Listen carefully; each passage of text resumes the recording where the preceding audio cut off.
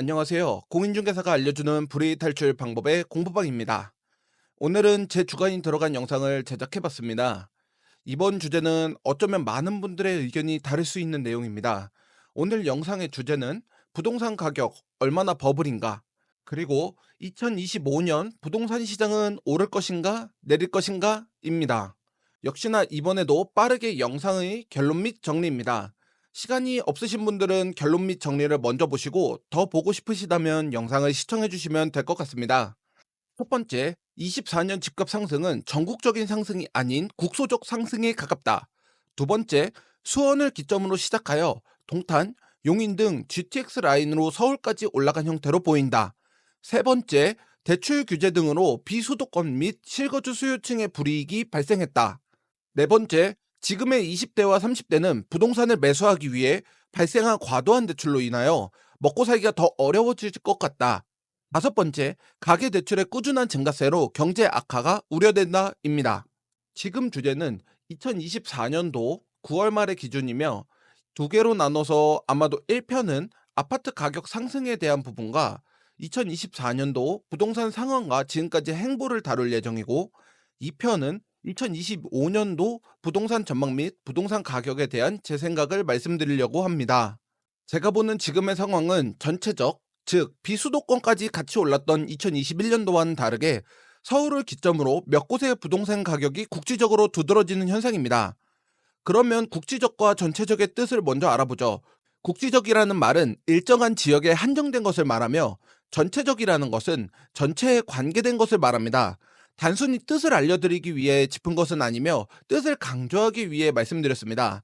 제 생각은 국지적이라는 말 자체가 지금의 부동산 시장을 대변하는 말 같습니다. 정말 적은, 한정적인, 극소수만을 위한 지역이 가격이 오른 상태입니다. 그에 반해 2021년도는 서울을 기점으로 올랐던 상태가 맞지만 강남, 강북, 강서, 강동을 나누지 않고 순서의 차이는 있겠으나 전체적인 가격 상승이 일어났었습니다. 그때 부동산 상승을 주도했던 사항들에 대한 제 생각은 이렇습니다. 첫 번째, 당시 정부의 18번 가량의 부동산 대책. 두 번째, 팬데믹으로 인한 자금 보유량 상승. 세 번째, 시중은행 금리의 낮은 금리로 인하여 부동산의 접근성이 상승했다. 네 번째, 당시 법령으로 인한 투기, 즉 갭 투자를 하기 좋은 부동산 시장의 형성이 됐다. 다섯 번째, 서민에서 서민으로 이어진 부동산 매수의 군중 심리의 형성이라고 봅니다. 하지만 지금 2024년도와 다가올 2025년도는 2021년도의 상황과 많이 다른 양상으로 흘러가고 있습니다. 소위 말하는 그들만의 리그가 시작되었기 때문입니다. 여기서 가정 하나를 해보겠습니다. 여러분은 이번 연도에 10억짜리 아파트를 매수했다고 가정해보겠습니다. 그리고 매수한 부동산을 5년 뒤에 얼마에 매도하는 게 좋을지 생각해보세요. 제 고객님들은 대다수 적어도 자기가 부담한 재반 비용, 그리고 투자에 대한 시간적 비용을 얘기하셨습니다. 대다수 매수 가격의 적게는 130%에서 200%까지 말씀하셨고, 그 중에 가장 많은 답변은 딱 절반인 50%였습니다. 즉, 50%의 차익을 원하는 고객님들이 가장 많았습니다. 그러면 이 상황을 여러분과 조금 더 디테일하게 들어가 보겠습니다. 10억에 산 여러분은 누군가가 15억에 사줘야 하는 상황에 놓이시게 된 겁니다. 매수한 부동산을 매도하려면 누군가는 뒤에서 받쳐줘야 되는 상황입니다. 여기서 잠깐 말씀드리자면 2021년도 부동산 시장은 대부분 20대와 30대가 많은 파이를 차지했던 시기입니다. 하지만 2024년도와 2025년은 20대와 30대가 진입하기에는 너무나도 가격이 달라졌고 또 높아졌습니다. 이걸 받아줄 청년들은 일을 하는 사람들이 적어졌고, 소득의 증가세도 전체 직업군 중 일부만 올랐을 뿐 전체적인 밸런스로 보면 오히려 감소했습니다. 즉, 여러분이 사신 10억짜리 아파트는 4, 5년 전에는 여러분이 산 가격보다 낮았기에 그때 20대와 30대의 소득으로 접근이 가능했었던 상태였고, 그 가격이 10억으로 올렸을 때의 상황에는 지금의 청년들의 소득으로는 접근할 수 있는 인구가 더더욱 적어졌다는 얘기입니다. 과연 지금의 20대와 30대 분들이 가격이 올라간 부동산을 과연 버틸 수 있느냐, 없느냐를 따져봐야 하는 시기라고 생각합니다. 가계부채는 매달 적으면 5조에서 많게는 8조 이상으로 증가하고 있는 상태입니다. 이렇게 말씀드리면 지금의 부동산 시장이 얼마나 위험한 시속 게임인지 아실 것 같습니다. 집을 산다, 대출을 받는다, 가계부채가 증가한다, 시중 통화량이 감소한다, 시장 경기가 악화된다, 인플레이션이 발생한다, 물가가 상승한다, 서민 경제가 악화된다, 스태그플레이션의 발생 우려가 증가한다. 물론 이번 8월에 발생한 8조 이상의 대출은 스트레스 DSR 등 대출 규제로 인한 일시적인 증가세는 맞는 것 같습니다. 하지만 기본적으로 중위소득 대비 가계부채의 증가세는 점점 따라잡기 힘들 정도로 늘어나는 추세입니다. 이로 인해 가장 불이익을 받는 건 실거주를 목적으로 하는 무주택자입니다.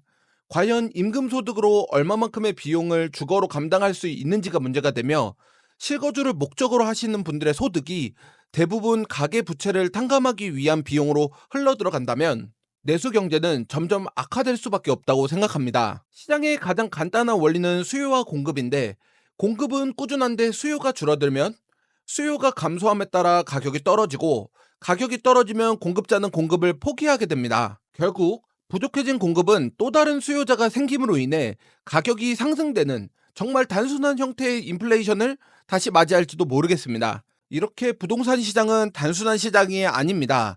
조금은 흐릿해졌지만 사람이 꼭 필요한 의식주 중에 주입니다.